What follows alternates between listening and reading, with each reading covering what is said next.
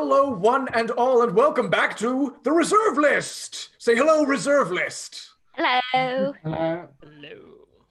We are minus one Gnurgle Shroombeard, but we've got Hugo back. Yay! And Ralph will be joining us, hopefully very soon indeed. So we're gonna start, and then he will join us when he can. Guys, let's do a little recap and then get back into the action. Last time, thanks to a locate object spell, Gnurgle was able to pinpoint, track down Brandon, the lunch lad, as he made his way through the dark of the night to the house of Mary Brown. You wrangled up a couple of horses and made your way there. Lydiana was separated from the group just to wake people up, get people to go and look for the authorities, while the rest of you went inside and discovered that Brandon had a dark mist over his eyes with two green points of light coming out of them. When you got the drop on him and proceeded to whomp him, incapacitating him against the wall, he summoned Shadison, who began to fight against you, but then you knocked him out, and Shadison regained his senses. He revealed that he had been mind-controlled into killing Adelaide, but he gave a gentle repose spell, or used a gentle repose spell on her body, so it will be possible to revive her if it is done within the next 9 days. But he warned that Brandon was not going to stay down and ushered you all to run out of there. That is actually where we are now. I'm going to do a brief little intro, and then we're actually going to return to combat. You guys make your way down the stairs, go out into the street. With one last look behind you, Gwen, you saw that the light flickered back into Brandon's mist-covered eyes, and he pulled himself off of the wall. Mary Brown has run off and into the street, and there are a number of people in the streets now. Some have gone to get Calidus Calva, the town sheriff, but most are wondering what's going on. And sort of milling a little bit. It's very dark. There are no street lamps or what have you. But some people have brought out candles and some torches and things, but it's still very dim, warm light that casts shadows everywhere. It's very difficult to make out who is who. Lydia, you are out here in the street. These guys meet you out there, and you are rejoined. In time for you all to see the second floor, or in England, the first floor, whichever one is the next one from the ground, where you had this conflict with Brandon. The outer wall of that floor soundlessly shatters into a million pieces like glass. And the pieces fall to the ground, and you see standing in the opening is tattered, bruised, open stab wounds and burn marks on his body. Brandon, with in all of his freaky green-eyed glory.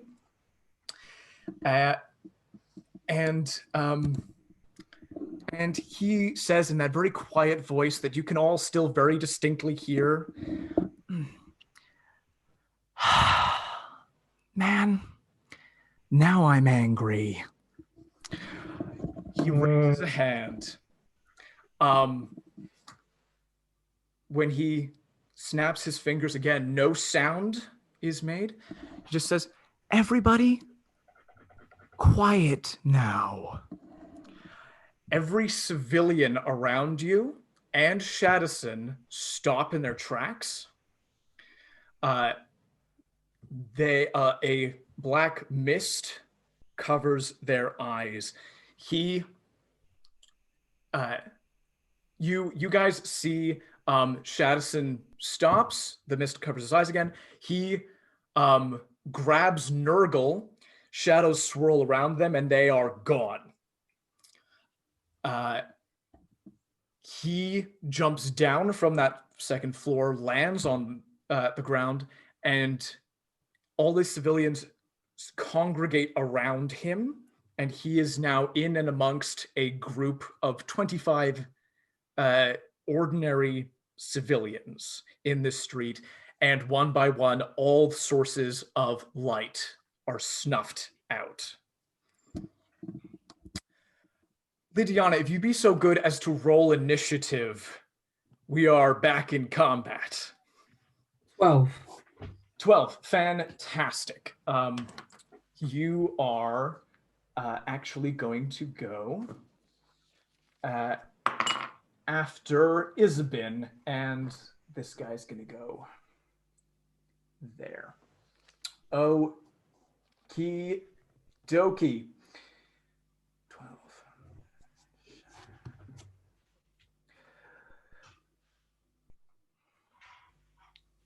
Gwen, you are the first to act. I'm going to say that because it is very dark out here, what I'm going to do is I'm not going to give you disadvantage on your attack rolls, but instead, I am going to give you disadvantage on your perception checks to find Brandon in and amongst these civilians.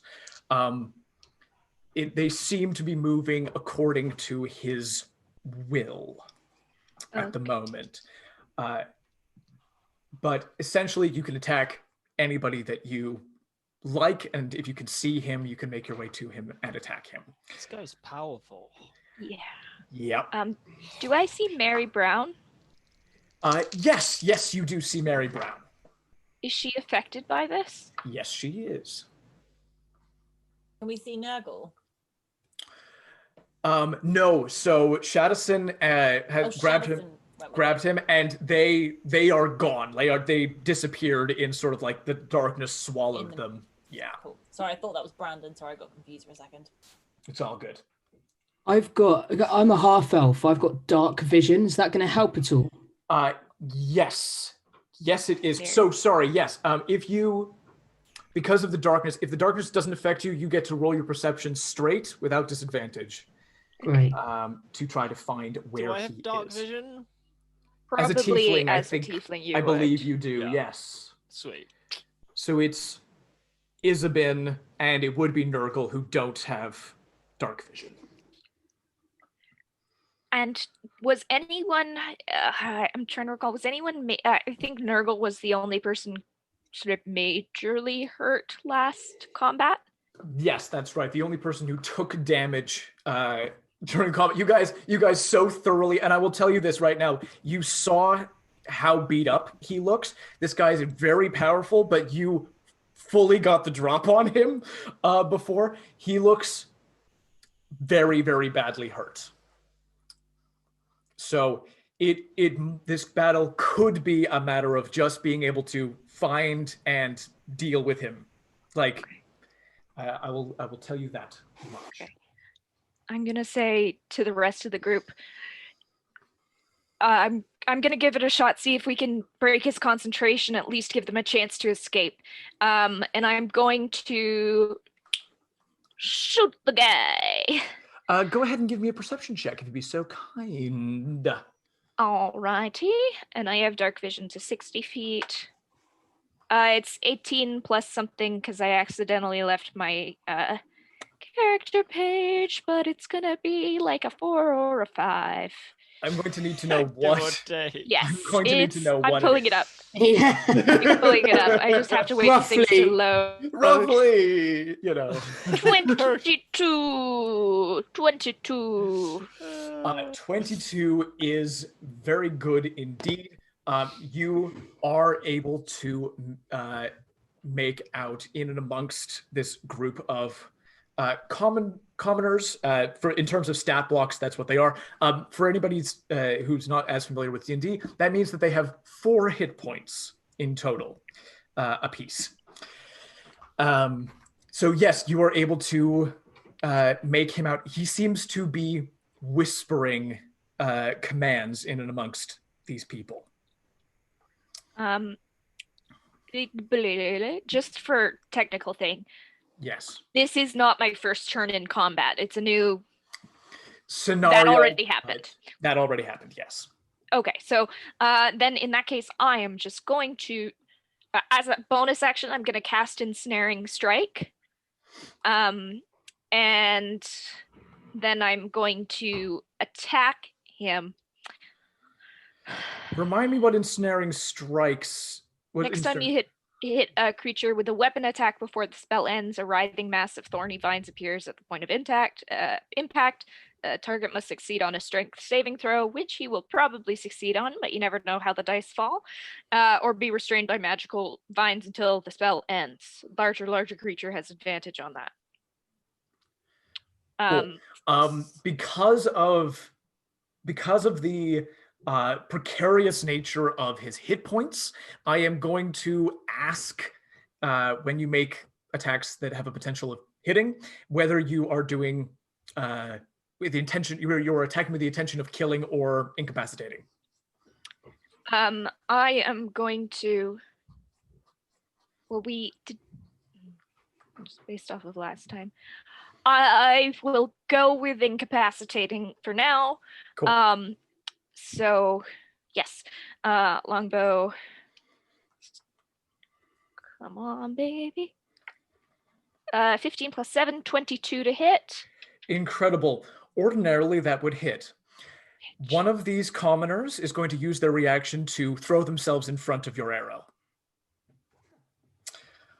How many commoners did you say there were? 25. So now there are going to be. Now there are 24. Arrow hits this one. They are ensnared and fully go unconscious, and the rest of them move around. Well, that's my last spell slot. No one get hurt. And that's all I can do. Can I shout something out? Yeah, absolutely. Might be best for us to just run for now. Wait. Yeah? I have a thought. Can I, maybe, because I can message. You can. You can talk telepathically with a creature that you point at. Can I talk telepathically to some of these possessed people to see what's going on? And be like, you know what? Snap out of it. That's a very interesting idea. You may certainly try that on your turn. Sure, yeah, sorry. No, absolutely. The next person to go, however, is Brandon. By the way, I'm moving 30 feet away with that yelling. Sorry, I just wanted to make sure I got that in. Yep, 100%. Brandon, this, believe it or not, is actually going to get worse for everybody. Oh dear. Brandon is going to, again, raise his hand and do the same snap. Lydiana is the only person probably who would recognize. Actually, Gwen, if you could give me a Arcana check, you'd be so kind. Gwen. Possible. Go ahead and recognize this. 22. Okay. Ooh. Yeah, 100%. You two have a certain amount of knowledge of the dreaming and the nightmare, respectively. Lydiana, you get a strong feeling from this person that they are tapping into the raw stuff of the nightmare, which is the same source that you get your hexblade powers from. Mm-hmm. And he is specializing in fear magic. But what he does next is quite incredible. He snaps, and near to him,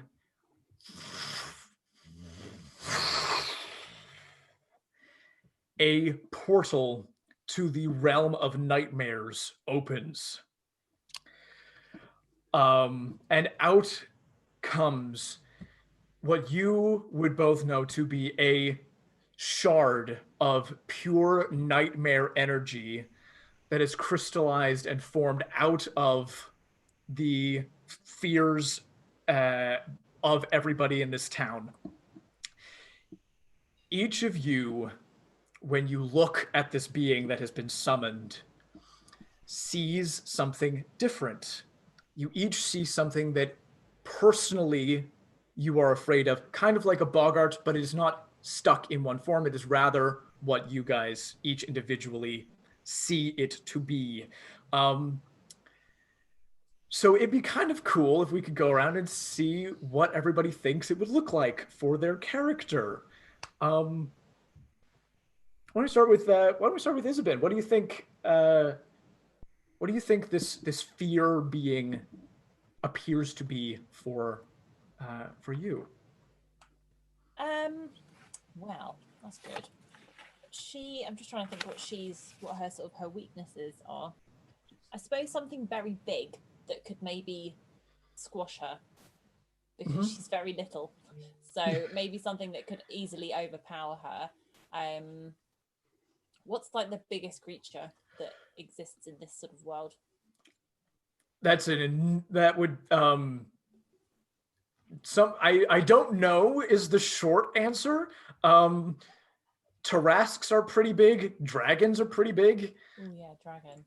Maybe it's a dragon. I don't think she has. I think a dragon would probably scare the crap out of her. She doesn't want to get toasted like a marshmallow.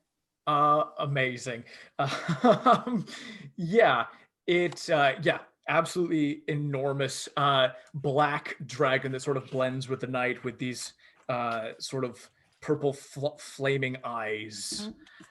How about you, Tombar? Tombar. Ooh. So it's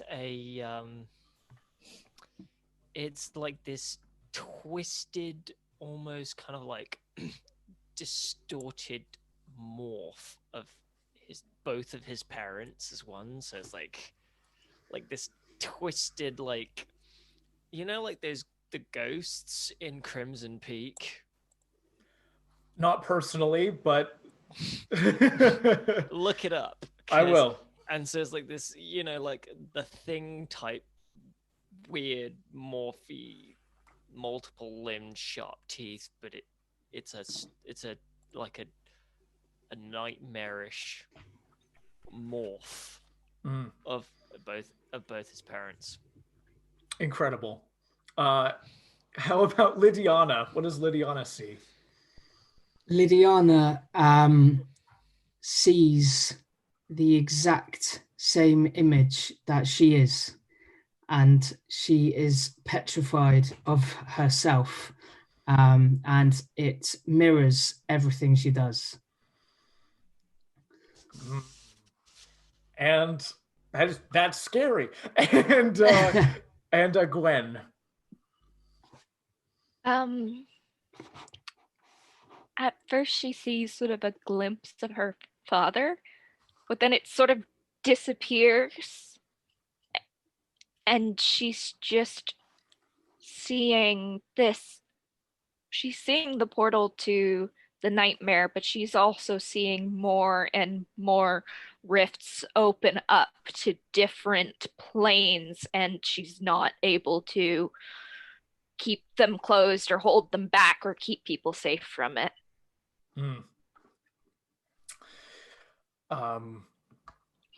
Amazing. So yes, this shard of pure nightmare comes out of this portal. The portal actually remains open. It's about the size of a single person, and at a word from Brandon, a contingent of these commoners, about 14 in total, are going to come forward and make attacks. This is a terrible question. Who thinks that they would be in range of these people as they make their way forward? Me? Yeah. Yeah, I think I probably am. Am I taking one for the team in doing this? I'm really sorry for being a ranged fighter and also backing off in the last round, but like I'm not, but I am. Sorry. I would probably be the furthest back. All good. Right. Okay, these guys get a +2 to their attacks. Tombar, what's your armor class? The number in the little shield icon on your character sheet. I don't think it's very good. It's not what he asked. It's a 13. So 13. Okay, so I'm going to roll 7 attacks, and they need to get an 11 or higher to hit you. These are commoners. They do not deal a huge amount of damage, but there are a lot of them, and they are trying to mob you. Okay, so that's that. Okay, that's 3 hits. So could have been much worse. So I'm taking 3 hits. You're taking 3 hits. The damage is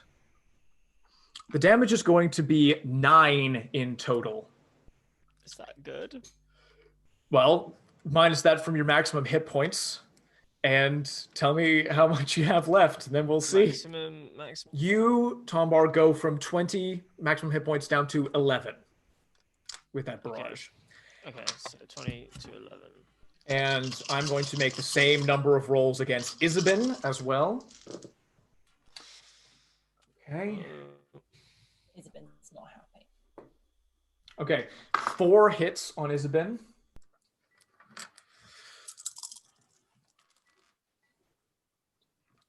That is actually going to be 12 points of damage to Isabyn.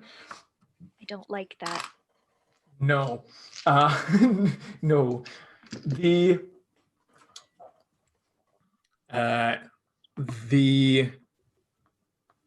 fear spirit is going to open its mouths, no matter what you see it as, and scream. So in Gwen's case, this scream comes from these many portals. In the case of Tombar, it's those parents with the mouths that emanate this sound. Lydiana, it's your own face. Isabyn, this dragon. It presses upon you. If you could all make a wisdom saving throw. Is that D20? It's a D20, and add, you've got a saving throw box. Add what it says next to wisdom. Ye old half-elf question. Is this a charm effect? This is a frighten effect. Darn. Oh, I got a 20. Wow. Incredible. 13. Natural 20. 13. What's A natural 1 for Lydiana. No. 19. But with a natural 20, that's fine. It's natural 20 is a critical success. Natural 1 is a critical failure. Who are we missing? Isabyn, you got 13. Gwen? 19. 19. Everybody except for Lydiana passes this. Lydiana, you are under the frightened condition. Essentially, you... I can't actually remember what the frightened condition baseline does. Give me 1 sec, and I will find it. And this isn't a Yes. this isn't a charm, is it? Frighten's different. Yes. They're often lumped together, but it is not a charm effect. A frightened creature has disadvantage on ability checks and attack rolls while the source of its fear is within line of sight, and you cannot willingly move closer to your source of fear. Okay. Okay. That is what it does. With its turn, Brandon is going to make another stealth check. Okay. And that is the enemy's collective round. Tombar, it's your turn. You are currently surrounded by a bunch of civilians. Okay. Do I get to decide on what attack, or do I just roll a... So attack. Right. So if you wanted to do your message thing, you could do that as a bonus action. Okay. I'll leave it up to you. If you wanted to move away from the people who are surrounding you, you would need to take a disengage, or they would all get to attack you again. I'm gonna disengage because I don't have many hit points. Yeah. And yeah, so I'm gonna disengage. Yeah. Do I roll for that? No, you just automatically do that. Okay, disengage, and now I get to choose what kind of. So you can either you have options. You can either attack. You can try to see where Brandon is and try to get in and attack him. You can try to do a message and see what's going on in people's brains, something like that. Can I do that? Yeah, 100%. Curiosity. Who are you pointing to, and what do you say telepathically to them? So I see this kind of like looks like it could be a blacksmith by trade. There's a tall chap, kind of burly bearded, and I point to him because I'm like, what I'm looking for is someone who looks like they're capable of kicking ass. So if I can get them on my side, then I might be able to like infiltrate. Cool. So I'm looking for the most potentially fierce, the person who I would want to pick on the least. Cool. Yeah. What your description of somebody who does blacksmithing for a living sounds great. I mean, yeah. So I point to them, and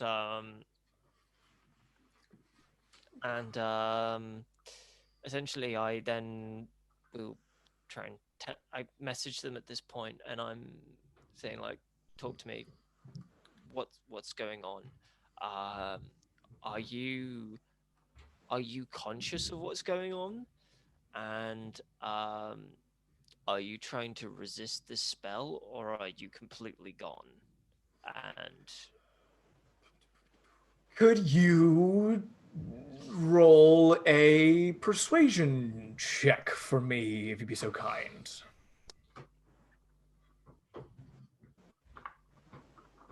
Persuasion. Yeah, because what I want to know is how conscious / sentient are they in all of this? Yeah. Yeah. Okay, so my persuasion +1 is 19. Absolutely incredible. We're going to let Gnurgle in and then tell you what happens. Welcome. Hey. Hey, Ralph. All right. My explanation for what happened to Gnurgle was that Shadison was brainwashed and grabbed you, and Shadow teleported out. So you haven't seen this lovely portal to the nightmare. No, we got Tombar and then Isabyn, and then on your turn, you'll bamf back in and be here for your turn in combat. So what was the manifestations of everybody's fears then? Are we talking in character or in real life? In character. In character. In real life, mine would be commitment and bit of abandonment, maybe. I don't know. Yeah. But if we're talking in character, God, what is Gnurgle afraid of? You have a couple of turns before you have to answer that question. It's essentially like a boggart, except from Harry Potter, except that everybody sees it differently. I see. Yeah. So no spiders on roller skates, unless that's what you're afraid of. Yeah. Who is it? Going around, Isabyn saw a great big black dragon. Lydiana sees an exact replica of herself. Tombar saw a weird, twisted melding of his two parents. And Gwen sees a bunch of portals that continually open up that she can never close and will put everybody she loves in danger. Very good. Very deep. Very deep. Yours has to be a spider on roller skates now then. Tombar was just doing something very cool, where he was using his message cantrip to try to get through to one of these possessed commoners. I hope you all are wiping out all the innocent people. I used my last spell on one of them. Don't you worry. I hope you're evaporating them. I hope there's gore everywhere. Gwen is incapacitated one that used its reaction to throw itself in between her arrow and Brandon, who is hiding amongst their number. I see. But it wasn't meant to be lethal damage, so they're just unconscious, surrounded in thorny vines. Thorny, deadly vines. Thorny, deadly vines. On that note, I'm not even sure what spells I've got. I better get my character sheet up, haven't I?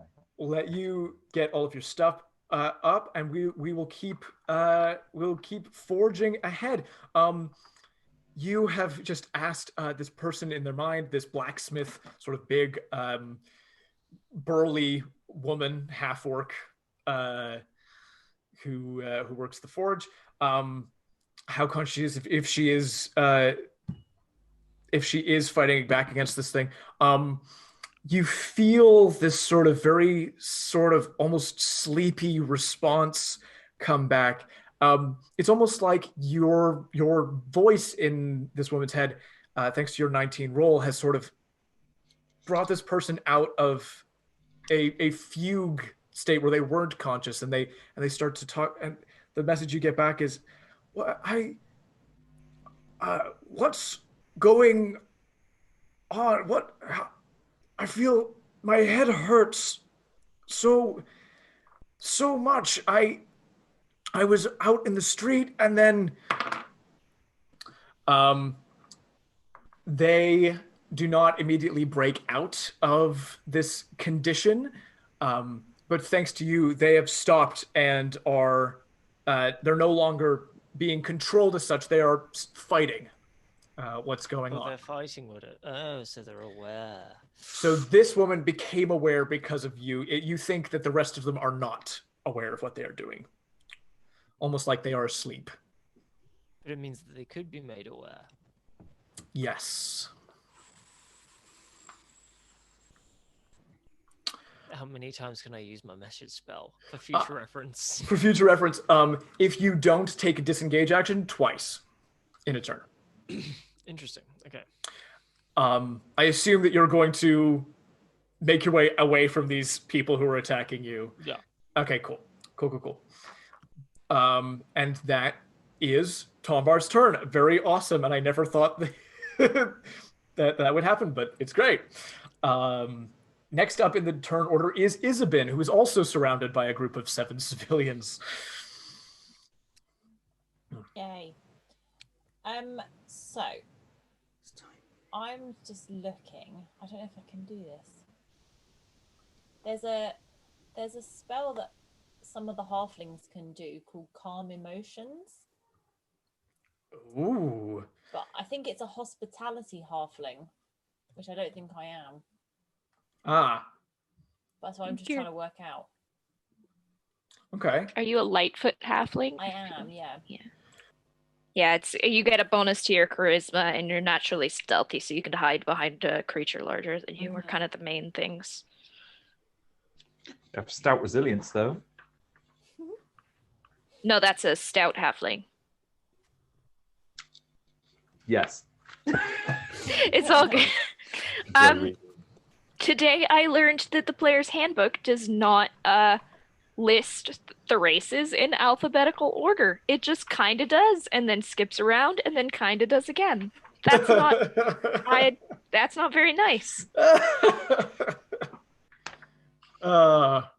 It's really like weird. The races, you don't generally get magic. It's kind of like just traits of your race. It's you know, half orcs are strong, and dwarves are resilient, and humans are adaptable. And elves are arrogant. Basically, yeah. That's almost always true, actually. Yeah. What's the verdict? So I'm gonna have to just use my. I can't do magic, so I'm just going to have to either hide or so sneak attack. Can I do something with that? Yes. So I am going to say that with the darkness all around, you can actually use your hide action sort of to do the same kind of thing that Brandon is doing. If you would like to sort of use the shadows and use like the shadows of people to hide yourself from their view and like make your way through them. And once you are hidden, that's a bonus action, you can make an attack that will do extra damage. That sounds good. Hell yeah. What shall I throw? If you give me a stealth roll for your hide action, if you'd be so kind. Is that a 20? That's a d20 plus your stealth, yeah. Plus stealth. It's always a d20 unless it's damage. Okay. Basically, yeah. So that's a 10. Okay, is that including your modifier? Yeah. Okay. I'm going to do a quick little roll for civilians. Okay, and a roll for Brandon. Okay. Even though these people are sort of eyes haze, their heads still follow your every movement. It does not seem to you like you are hidden from these people. Okay. You can still make an attack. You can try to find where Brandon is and attack him. Or you could take a disengage and join Gwen and Tombar as well. So when you do a disengage, what exactly does that mean? Just decide not to fight and you just remove yourself from the action? Exactly. Ordinarily, if you two people are locked in close combat and one person leaves, the person that is leaving gets an opportunity attack. So they have an opportunity to potentially get some more damage in. But if you take a disengage, then they don't get that attack. Okay. I think I might do that because I think Isabyn would. She's canny enough to know when is a good time to do things and when is not, and so I think she'll disengage. Brilliant. So you three are now a good 30 feet away.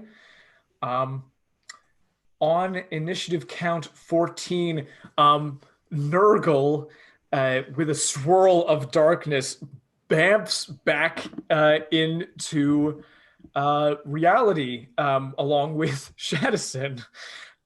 You two have been on a little bit of a trip, but you are... Gnurgle loves to trip, man. Heck yeah.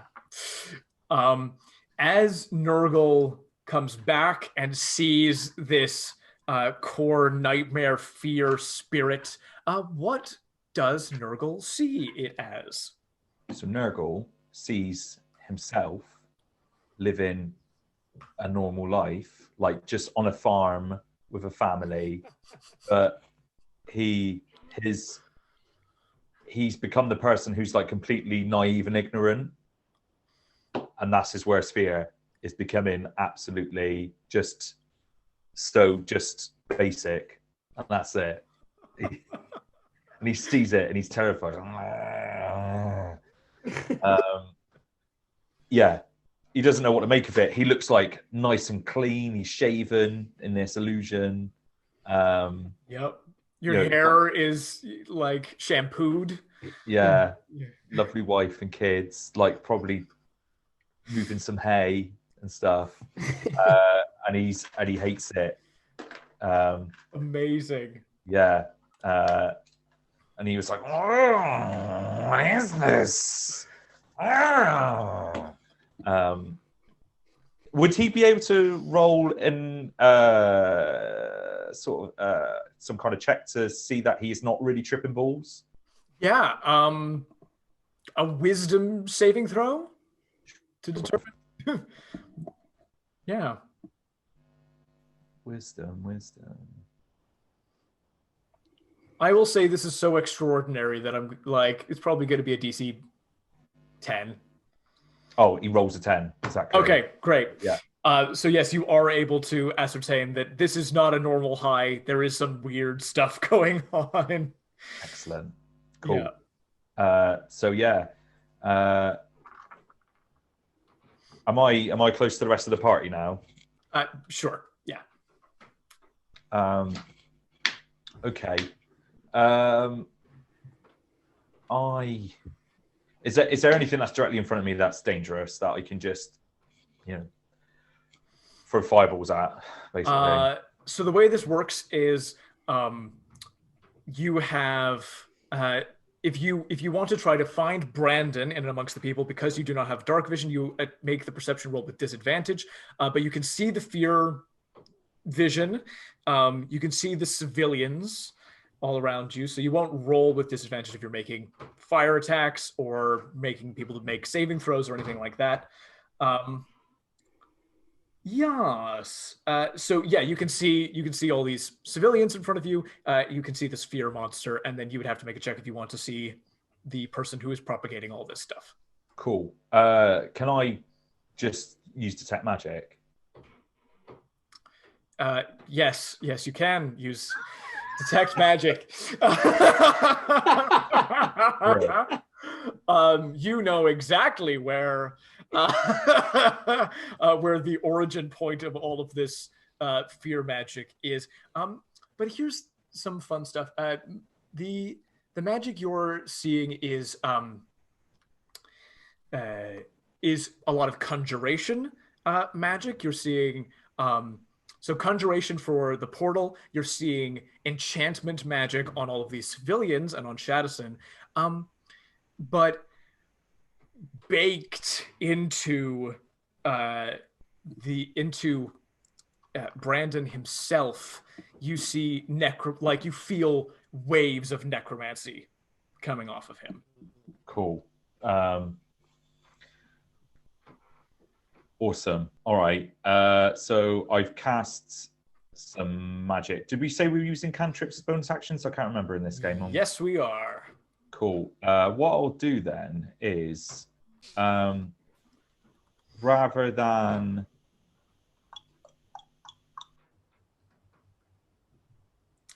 what I'm going to do is I'm going to get Mage Hand to I'm going to have Mage Hand just floating above our mate here,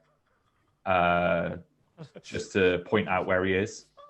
And I'm going to call out to everybody and say, look at the Mage Hand. That's where Brandon is. And I'm going to have the Mage Hand just doing a pointy finger down at whoever it is so everybody can see. Everybody has a tracking pointing finger. Brandon looks up and tries to shuffle his way around some people, but it follows him around. Absolutely incredible. You have negated the puzzle aspect of this fight 100%. Yeah, thanks for that. Yeah, 100%.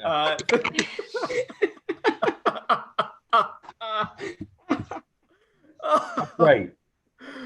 So you didn't need me. You didn't. Bye now.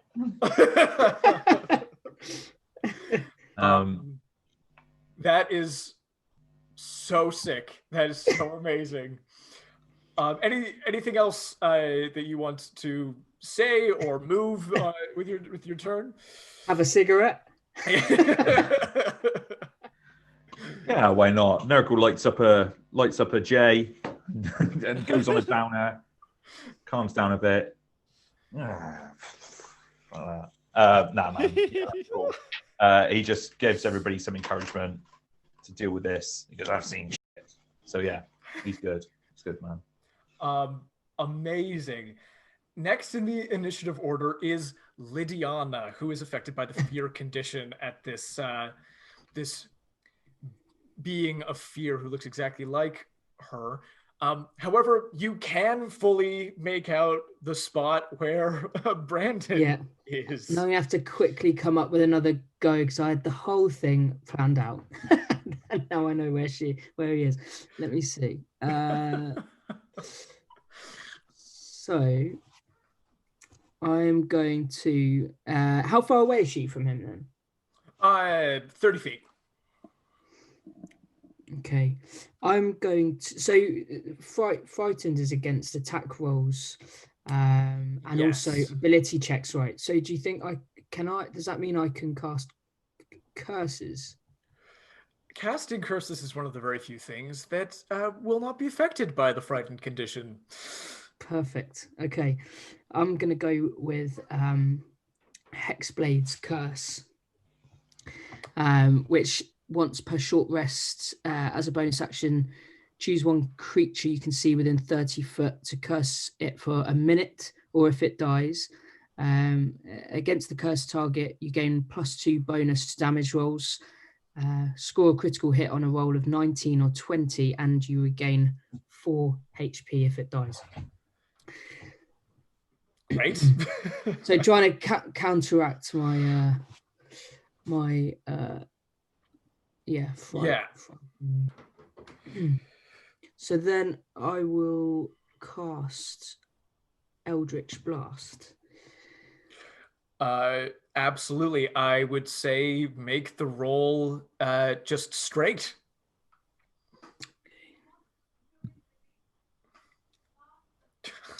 So that is a 10 to hit.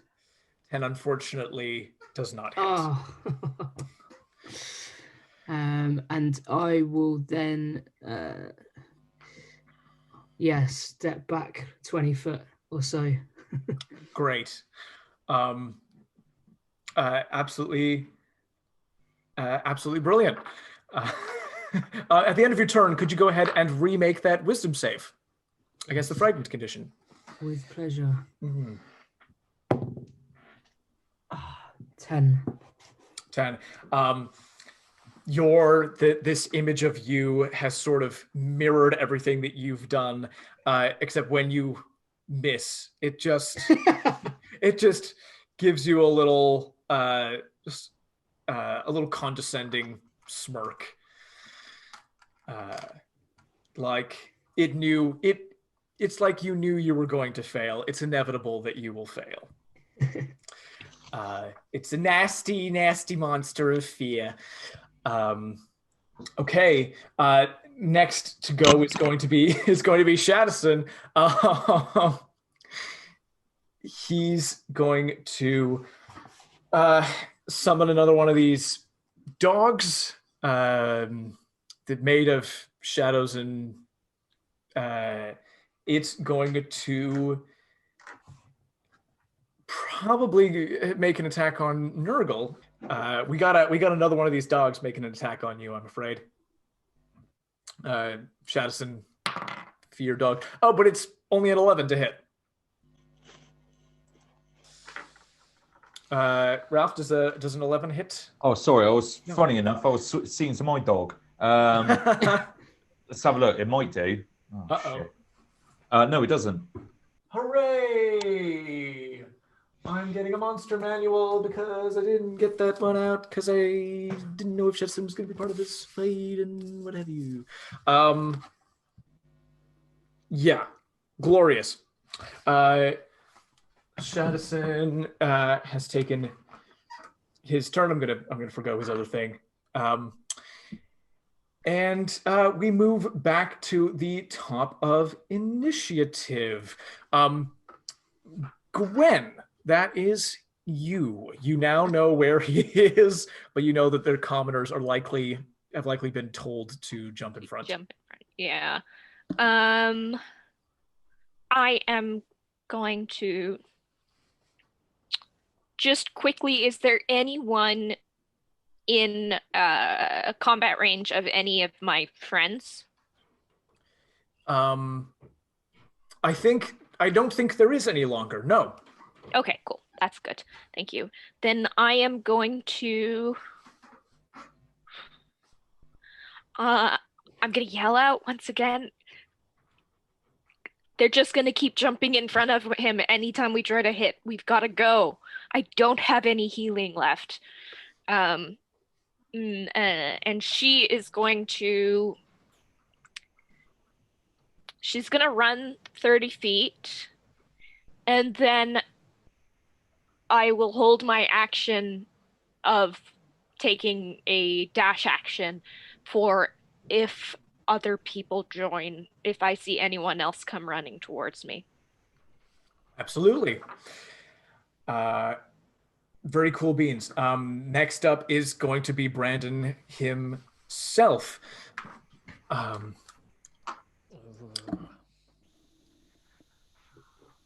so used to working behind the scenes. It's so rare that I get to just go all out, as it were. You uppity upstarts, you take my wand that I lent to that brat, and you took the money that was meant for us, and I'm starting to see why Harathan couldn't deal with you, but I'm not Harathan. I'm Brandon Legazi, and the sooner you learn your places, the easier this will be. So I'll tell you what. Isabyn, 90,000 gold pieces buys the lives of 2 of your friends. Gnurgle Shroombeard. The Wand of Seeming buys the lives of the rest of them. Your choice. But I'm going to keep coming for now.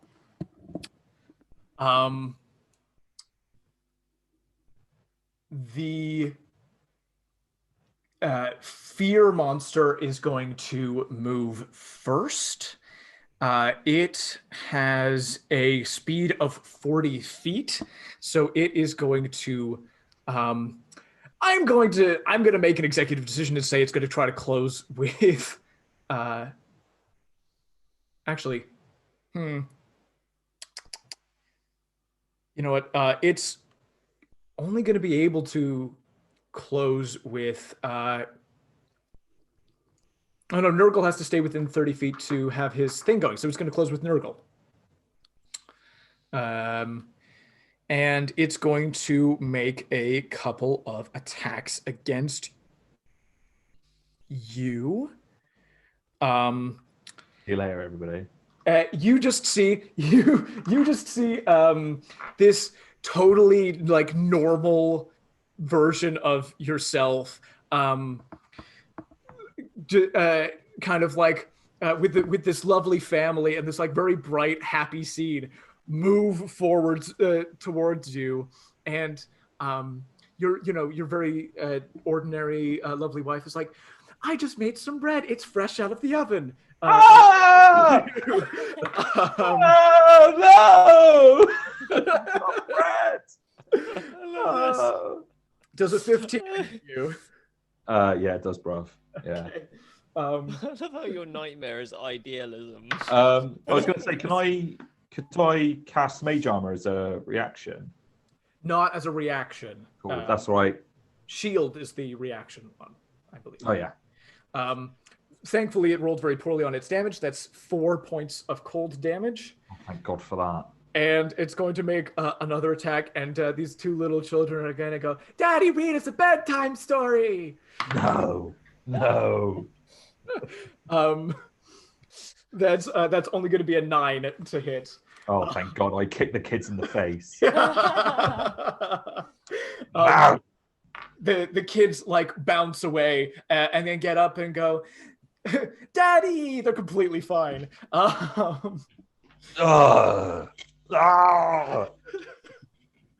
wife, she's beautiful. These kids are adorable. Yeah.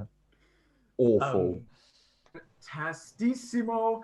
Then it's going to be these commoners. They are going to run after Tombar and Isabyn and try to get some attacks in. Let's see how they do.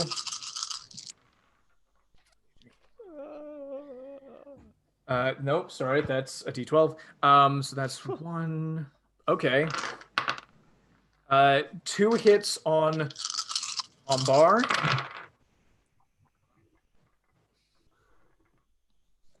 So 9. Oh my God, 6 hits on Isabyn. Okay. So I've got 9 left. I've got 3 left. That means I'm nearly dead. Oh, that's not damage, I'm afraid. That's the number of them that hit you. Oh, right. So I Tombar haven't got to the damage yet. Tombar takes 7 points of damage in total, so go from 11 to 4, I believe. Yeah, that's correct. And Isabyn. Josh, Yes. can I let me know if I can do this or not? Because I was holding the dash action and I said I was using it to run further away. Can I use it to go run in front of Isabyn? Yes. Yes, you can. I'm gonna do that. You will each take 3, but I've just remembered that one of these people is trying to fight and is no longer doing the thing. So I'm going to reduce the amount of damage that Isabyn takes by 1d4. Because I made a mistake. So Isabyn is taking 6 points of damage. I'll take that off my hit Off what point. you have left, yes. Oh dear. So what are you at So now? much maths in this game, guys. I can't cope. I know. Gwen takes 9 points of damage. Whatever. Thank you for letting me do that, Josh. Whatever. Thank No worries. you. I figure if civilians can do it, you should be allowed to as well. As Are you these guys. still up, Isabyn? Sorry, Hang I on. didn't mean I'm to. No. just working it out. I've got 3. So You got have you taken some from me? Or Yeah, I still have all of them? You would have gone down to 0, but Gwen helped Gotcha. out. So you're at 3. Tombar's Thank you, getting Gwen. low as well. Gonna get low. My offer still stands. Tombar, that's your turn. Tombar. Toll the dead. No, I won't. Do I have him located? You have him located, so you could toll the dead, and you wouldn't have to make an attack roll, which means that nobody could throw themselves in front of the attack. I'm gonna toll the dead this mofo. Toll the dead. The It's a cantrip spell. spell. It's It- fun. I love it. Is it powerful? Is it like? It's It's probably the best damage dealing cantrip, isn't it? Yeah. Like Yeah, it's got great range. Yeah. Like it's wisdom saving throw. There's a lot of monsters are usually not very wise, so it usually works. And then it extra damage if they take damage. Oh, Let's toll some dead on this mofo. So here's how this works. Your spell save DC is 11, I believe. He gets a +1 to his wisdom saving throws, which means he needs to get a 10 or higher on this die. If he gets below that, you got him. If he gets above that, he's still up. So I'm going to roll. Guys, that's a 3. Julien, describe how this spell manifests itself and takes this guy down. So you've got like, how do I? So suddenly everything goes very quiet, and there's a faint sound, and there's like a whoosh, as like dust parts from the space between me and Brendan, and suddenly you just hear a ding, ding, ding, like a tolling of a bell that then appears to like manifest itself in some mangled human deathly form, and then like slowly like creeps up to Brendan, and then just like wraps its hands around his throat and squeezes. This isn't the end. Reserve list. I will be back for what is mine next time. And the life leaves him. The points of green light in his eyes go out. this black mist leaves all of the civilians in Shadowson's eyes. He falls to the ground. The fear monster, no longer having its portal be supplied with power, retreats from Gnurgle, and you all see its form starts to break down and turn into darkness that flees into this portal. But the portal itself does not immediately close. All of these people wake up and they're very discombobulated. They don't know where they are, etc. But nobody really knows what's going on. But you guys are out of combat. You have defeated Brandon Legazi. From the body of Brandon, you see he's lying on the ground. His body is bruised. He's got purple, cold marks around his neck. Out of his throat comes a small ball of green light, and it seems to be wrapped in fiber-thin motes of silver that seem to be a cage around this ball of light, with one little thread that goes off in the direction of so it goes off in the northwest, and you see this rise, hover for a second, and then whip away in that direction. Let's chase after it. Goes away at 100 miles an hour. Like, Snitch. very low hit points. Yeah. I'm gonna look at Shadowson and say, he's not gonna wake up, right? No, not this time, but he's not gone forever. We've got a few days anyway. Just bury it. Burn him. He's... Yeah, I mean, I don't think that's a bad idea. That's why I hope. Straight away. Yeah, boom! All these civilians go, oh God! What the hell? Go ahead. Can everybody give me charisma checks? Persuasion, performance, whichever you prefer. All as bad as each other. Let's have a look. Okay. 12 for me. Charisma. Persuasion. I'm gonna go 15. 15, beautiful. 19. 19. Lydia's got a 16. 16. Performance. 14. 14. Brilliant. There was a potential here for people to misconstrue you all as people who are part of this assault. It becomes clear with this fear portal that's still up, and the fact that you guys are taking control and starting to look out for people, that you were here to help and not to inflict any of this on people. But yeah, people are somebody actually give me 1 sec. I'm gonna roll. Okay. You guys see Mary is trying to make her way away in her nightgown down the street. But this blacksmith person will come up to and the blacksmith person will come up to Tombar and sort of go, what should we do? Well,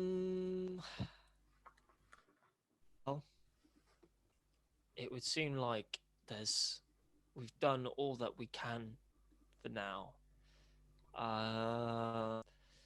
And I think we have to keep an eye out and make sure that he doesn't return, because he's gone for now, but he won't be gone forever. With a bit of luck, he'll be after us, not you. You know? Okay. I'm going to go back into my home and wait for the sheriff to arrive. I have no idea if I dealt with that well. But a certain amount of unease comes when you say that people might still be the target of this person. People start fleeing to their homes. They know. That's a good thing. You Yeah. know, I think that's important that they know that the threat is there. Things are more dangerous if you don't know that they're a threat. Gwen is kind of used to... She's seen how other rangers have dealt with situations not exactly like these, but like she lives in a place where there are constantly threats from another realm. So she's gonna try and emulate that a bit. And she's gonna stand up and raise her voice, seeing everyone fleeing and not wanting them to panic, and announce herself. She's gonna say, my name is Gwendolyn Siannodel. I'm from Thorogrove. I would ask that you all quietly head back to your homes. The sheriff has been called, and we're going to investigate this matter. If someone could please stay with Mrs. Brown here to invite her into their home. She has undergone quite an ordeal, just as the rest of you have this evening. What she said. Yeah. Hope that helps. What a great idea, Tombar. No, I'm kidding. You're a much better orator than I am. Absolutely. Give me persuasion with advantage, if you'd be so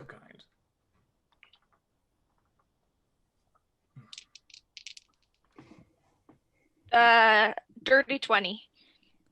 100%.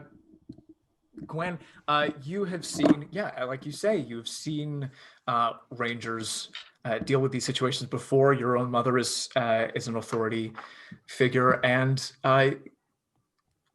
while this is a first for you, perhaps, everybody can see that she is very commanding and very reassuring to people to have this authority figure saying very clearly what they need to do. Mary Brown goes into the home of somebody. She's intercepted before she can make her way away. And she doesn't have a reasonable excuse to go out into the night, so she will go with, I'll say, this blacksmith woman, because that's the only established civilian that we have around, and into their home. How is everybody feeling after this encounter with this crazy nightmare-wielding dude? I need a drink. Isabyn's quite shaken up, and partly because she felt like she couldn't really do anything against him. So she's felt a bit intimidated. She's also feeling very grateful to Gwen for taking some hit points. Lydia's finding it hard to shake off that frightened curse. Yeah. And you saw that nightmare version of yourself retreat back into this portal, but you know that it's waiting on the other side. Well, Gnurgle was surprised that it's all linked together. That the wand is worth something to him. Do you know what I mean? All links in from the original episode. Crazy. Full circle. The DM. It has an arc and a circle. Oh my god. Oh my god. Who has this wand? Do you have it, Gnurgle? Yeah. Wow. And how much money did he want? 90,000. The 90,000 that you got for your first job. Right. I kind of really felt like giving him the wand because I was like, I I've had no use for it so far, but like it will happen at some point. I'll be like, Yeah. oh, And also, this but one. the 90,000 wouldn't even save everyone. It was only 2, wasn't it? Yeah. He wants both. He sounded like he wanted both from you. But he can't. When was the wand? Clarence? The villains of the first town were using this wand to create the seeming of a ghost that they were using to frighten townspeople and try to get a lot of money out of a noble, essentially. And these guys took it after that town. Okay. So Gnurgle's he's got this cool wand that can make illusory people. Sick. Unfortunately, I'm not very creative enough to come up with any decent ideas for it yet. So it's still sort of sat in my back pocket, waiting for that magic moment to happen, rather than manifest like amazing things around me. Yeah, It'll come, I've no doubt. It does. These things have got to cook a little bit, haven't they, before you serve them up? Mm-hmm. Absolutely. Can I just make sure the person who I shot with my arrow is being attended to? And I'll attend to them if no one can attend to them. For sure. I think you would have to be the person to attend to them. Like, I can't move. I would have dropped it as soon as possible because it keeps doing damage. I see. Yeah, I see. 100%. Yeah, it's also even if I left it up, I would have had to have like a few concentration checks from taking damage anyway. But I would have dropped it as soon as it hit in person. Yeah, I'll say it with no difficulty at all. You only meant to incapacitate anyway and drop the spell.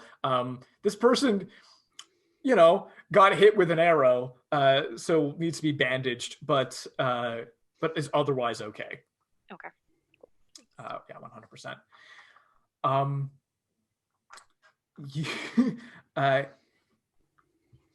Can everybody give me perception checks if you'd be so kind? Mm-hmm. Ooh, natural 20. Oh my gosh! Well, I'll take your natural 20 and lower it to a natural 2 for 6. I also got a natural 2. Matching. 4 altogether. I got a natural 2. Yeah, I rolled a 2 as well, so I got 6. Wow. Did 4 of us roll natural 2s? Yeah. Oh my god, it's amazing. What dice roller are you using? What just happened? This is the best thing ever. The cursed one again. This is really a memorable moment. Wow. Day ever. Sorry. Just the dry way that you said that. Tombar, everybody else is sort of looking after people and making sure that things happen. You catch a glimpse of somebody on a roof, and you look and you can follow as the person seems to fade in and out of reality in 10-foot increments. Teleports behind this fear portal, and you can see this sort of very light blue and green and gold energy come out of their hands, and the portal closes to nothing. With a natural 20 before he fades back into incorporealization, you can see Edgar Galanis. Ooh. Who then disappears. Interesting. Edgar Galanis. Gwen's dad, isn't it? Gwen's dad. Yeah. That's the one. Thanks, Miranda. I was like, I might have checked my list. The funny thing is, none of you know he's my dad, so it's just like some government figure that I'm like weirdly angry at. But yes, you recognize that this is the same corrupt politician that has sort of been involved in all this stuff. What's the deal with the body? Body is now a charred, blackened mess on the street. Oh right, okay. You're welcome. Because I'm thinking, whatever this was it really the culprit, or was this body just possessed by something else? The latter, I would bet. I'd imagine it was an innocent person that I don't know. Yeah. The fag ends. Yeah. I reckon. Does anyone nearby?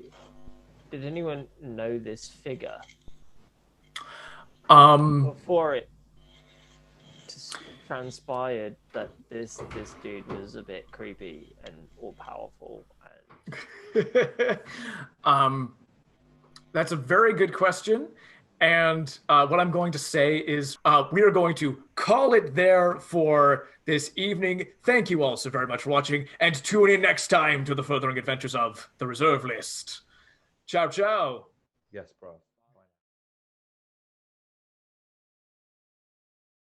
Thank you guys so much for watching this episode. If you liked it, please consider giving us a like, giving us a comment, subscribing, doing all of the fiddly little YouTube bits.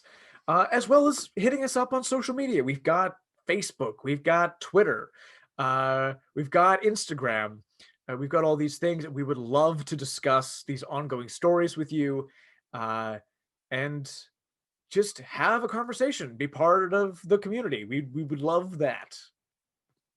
Do it, please, or not.